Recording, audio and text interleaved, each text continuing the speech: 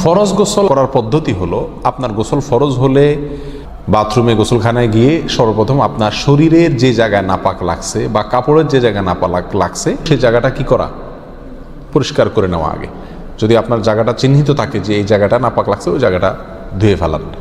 এরপরে নামাজের জন্য যেভাবে আমি অজু করছি সেভাবে অজু করা। এরপরে অজু করা, হাতের কবজি ধোয়া, এরপরে কুলি করা, নাকে পানি দেওয়া, মুখ ধোয়া, হাতের কনুই পর্যন্ত ধোয়া, মাথা মাসা করা, এরকম অজু করা। অজু করার পরে এবার আপনি গোসল করেন।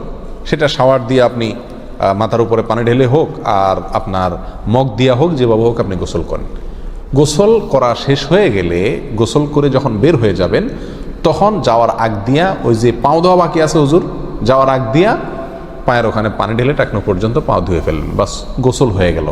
এই ভিতরে আপনার শরীরের প্রতিটি অঙ্গের প্রতিটি জায়গায় পানি পৌঁছানোর চেষ্টা করতে হবে। প্রকাশ্য অঙ্গ যেগুলো, নাভির প্যাচ থেকে নিয়ে, বগলের নিচ থেকে নিয়ে, আঙ্গুলের চিপা থেকে নিয়ে, প্রত্যেকটা জায়গায় যেন পানি যায়, সেজন্য সেখানে পানি পৌঁছানোর চেষ্টা করতে হবে। ডলার দরকার হলে ডলবে, যেভাবে ওখানে পানি পৌঁছাতে হবে। কানের প্যাঁচের ভিতরে, একেবারে গভীরে না, প্যাচগুলোর ভিতরে যেন পানি যায় সেদিকগুলো খেয়াল রাখতে হবে। কোনো একটি জায়গা যদি শুকনা থাকে তাহলে কি হবে না, ফরজ গোসল হবে না। অতএব পরিপূর্ণ শরীর যাতে ধোয়া হয় সেদিকটা খেয়াল রাখতে হবে। নেল পালিশ ইত্যাদি বা কোনো রং টং ইত্যাদির কারণে যদি কোনো আবরণ থাকে শরীরের উপরে, তাহলে সেগুলো সরা নিতে হবে, তা না হলে কি হবে না, ফরজ গোসল আদায় হবে না। কথা, প্রথমে শরীর এবং কাপড় থেকে নাপাকগুলো ধুয়ে নেব, এরপরে অজু করব পূর্ণাঙ্গভাবে, পাও ধোয়া বাদে, এরপরে গোসল করব।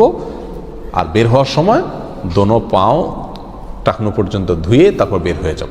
এই গোসলের সাথে আমার অজু হয়ে গেল। এই গোসলের পরে আর কি করার দরকার নাই, অজু করার দরকার নাই। অনেকে গোসলের পরে অজু করেন, এটা কোনো প্রয়োজন নাই। তবে কেউ যদি গোসল করা অবস্থায় তার পেশাব চলে আসে, অনেকে আছে পানির স্পর্শ লাগলে পেশাব বেশি আসে, তো গোসল করা অবস্থায় যদি তিনি পেশাব করে দেন বা অজুভঙ্গের কোনো কারণ তার ভিতরে আসে, তার বায়ু ছাড়লেন, তাহলে তো সেক্ষেত্রে অজু যেটা শুরুতে করছিল ওইটুকু তো আর নাই। তাহলে তাকে আবার কি করতে হবে, নতুন করে গোসলের পরে অজু করতে হবে। এ হলো মোটামুটি ফরজ গোসলের পদ্ধতি।